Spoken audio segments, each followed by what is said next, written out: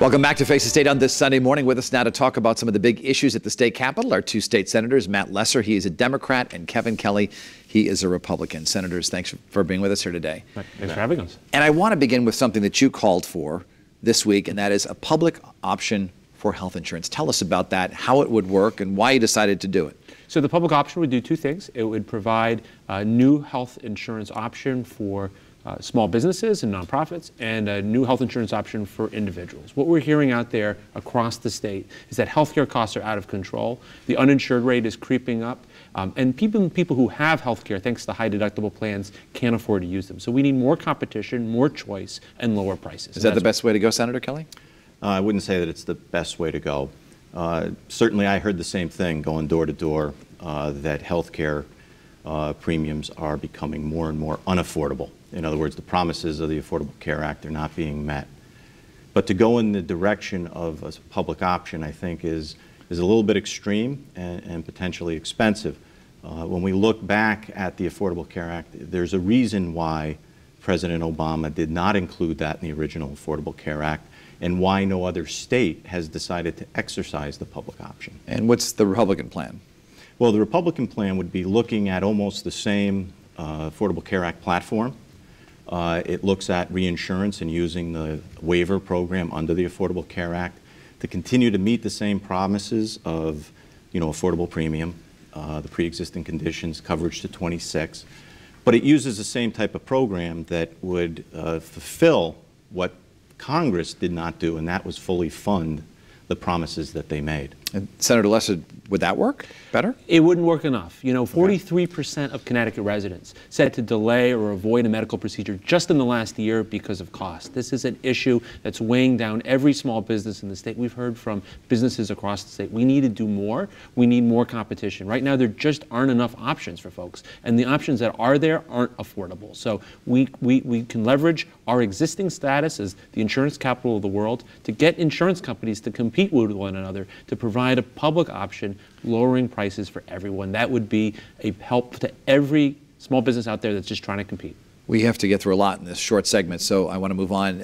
David Lehman, the choice by Governor Lamont to head up the Department of Economic Development. Do you support him?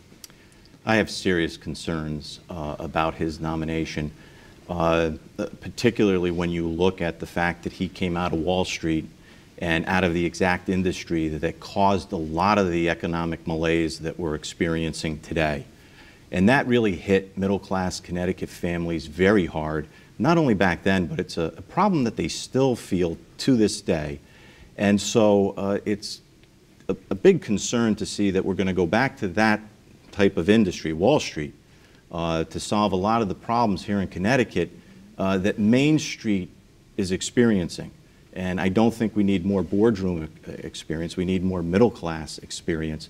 And so what we're looking for from the governor is not so much reliance on, Capitol Avenue and big government or big corporations in Wall Street. We need to start focusing on middle-class Connecticut. Senator Lesser, your leader, Senator Looney, has some doubts. What about you? Well, I don't think that this role of the state senate is to be an HR agency for the state. I think we should owe the Governor Lamont some level of deference in picking his team. That said, I had some of the same concerns that Senator Kelly articulated. I sat down with Mr. Lehman recently, and I'm hoping to hear more from him about his vision for Connecticut, what he hopes to bring to the job, and why he wants the job, why he's leaving his position on Wall Street to take it. So I'm hoping to hear more. I have some of the same concerns that he articulated. Are you undecided right now? I'm undecided right now.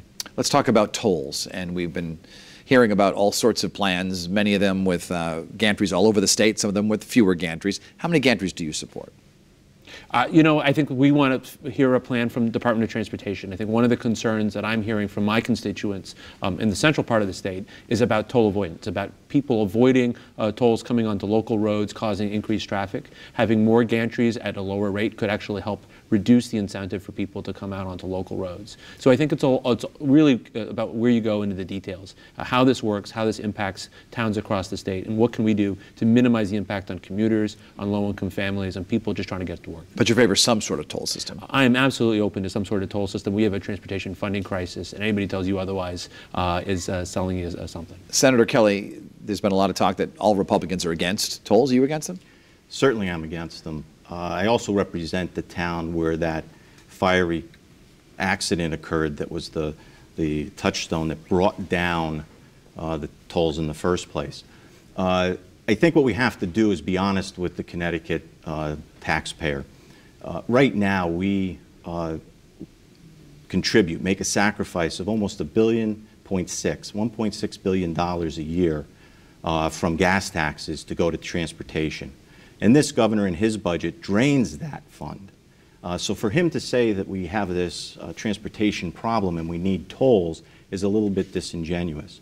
The other problem is that his plan is going to put this out for 5 years. And if there's a real economic driver here for jobs in Connecticut, there is a plan, the Republicans prioritize progress, that could be implemented now to help fix our roads and bridges. So there's a funding issue here. The numbers are not being shared with us. I mean, if we're going to go forward with this, we should know what the cost of a toll is going to be. The fact that we have no numbers really isn't fair to the taxpayer. Most of the polls we've seen on tolls, they're not necessarily official, but they're online type of things, and they're overwhelmingly against the tolls. And you said your constituents have some concerns as well. Do your constituents want tolls in any form, or are they against them completely?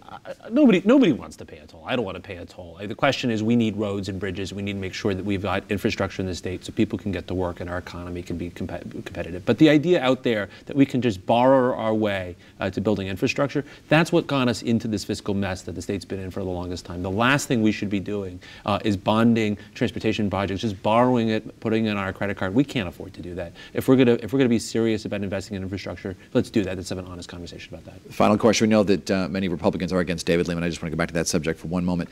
If the governor came to you and said, Matt, I need your help, you need to support this guy, what would you say? You know, I think we're having that conversation. Want to hear more about his vision. I'm absolutely open to that conversation. I've already had some conversations with the governor and look forward to more. Matt Lesser, Kevin Keller, thank you so much for being on the program today. Thank you. Thank you. And when we come back, we'll be talking about Bradley Airport. We have some great old film. We'll also be talking about the future of the airport. We welcome all of your comments right now on social media.